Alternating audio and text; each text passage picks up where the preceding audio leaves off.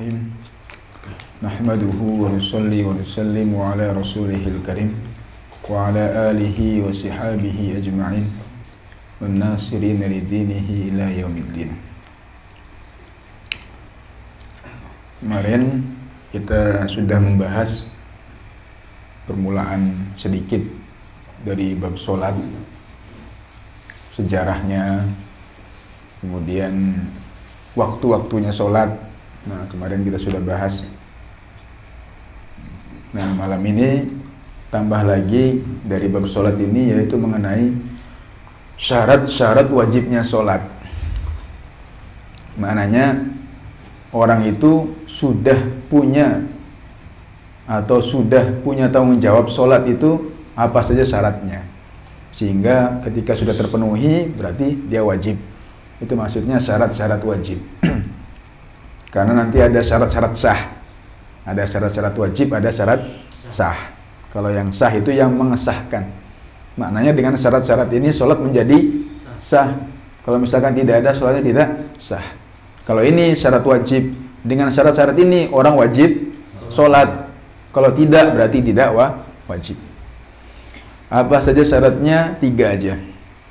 Yang pertama kali, wasyaraitu wujubis shalah thalathatu asya' ahaduha al-islam.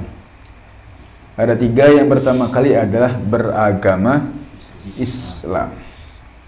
Jadi seorang muslim, seseorang yang dalam hatinya ada 2 kalimat syahadat, asyhadu an la ilaha illallah wa asyhadu anna muhammadar rasulullah, maka dia berarti sudah punya kewajiban sholat. Maknanya kalau misalkan orang itu adalah orang kafir, kafir tulen asli, bukan orang Islam, berarti dia tidak punya kewajiban sholat.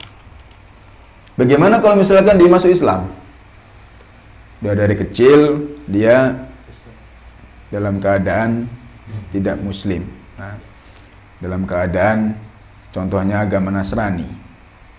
Berjalannya waktu, kemudian ternyata usia 60 tahun, nah, ujung-ujung di masa ujung itu ternyata dia dapat hidayah melalui Islam. Kemarin kita ke mana? Ke Lampung Timur sana itu ketemu kayak kakek, masya Allah. Itu sebelumnya itu Buddha apa Hindu itu, Bang? Buddha agak Cina gitu. Usia 60 tahun, kemudian dia ternyata dapat hidayah masuk Islam. Bagaimana orang yang seperti ini? Apakah sholatnya selama dia mulai balik sampai 60 itu diganti semuanya? Selama dia kafir itu? Jawabannya tidak. Jawabannya apa? Tidak. Karena apa itu? Memang dalam keadaan dia tidak punya kewajiban sholat. Walaupun sampai 60 tahun pun, maka wajib sholatnya ketika 60 tahun itu. Dan ketahuilah bahwa dosanya semua diampuni semuanya. Bahkan dalam suatu riwayat seperti bayi dilahirkan dari ibunya. Makanya sangat-sangat senang banget itu. Dan ini Ramadan pertama dia. Ini Ramadan pertama dia, makanya masih tanya-tanya dia gimana puasanya segala macam. Nah, itu hidayah seperti itu. Itu kalau misalkan sebelumnya kafir kemudian masuk Islam, maka tidak usah diganti sholatnya. Bagaimana kalau kebalik? Dia itu sudah, na'udzubillah min dzalik, dia sudah Islam sebenarnya, sudah kenal namanya syahadat, sudah kenal dengan agama. Kemudian namanya jatah hidayah.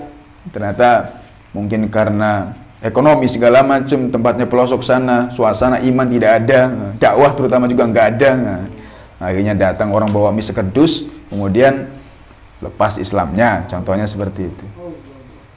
Di usia 20 tahun katakanlah, kecil Islam, kemudian di usia 20 tahun lepas.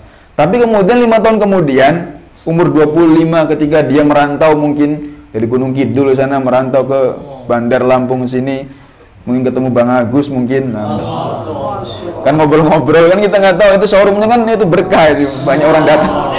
Orang-orang datang ke sana kan, orang dari mana-mana, orang asing datang ke sana. Tiba-tiba ngobrol di sana, ternyata kemudian masuk Islam misalkan. Yakin lagi dia masuk Islam lagi setelah 5 tahun yang lalu, setelah 5 tahun sebelumnya. Maka bagaimana dengan sholat 5 tahun itu? Jawabannya wajib diganti.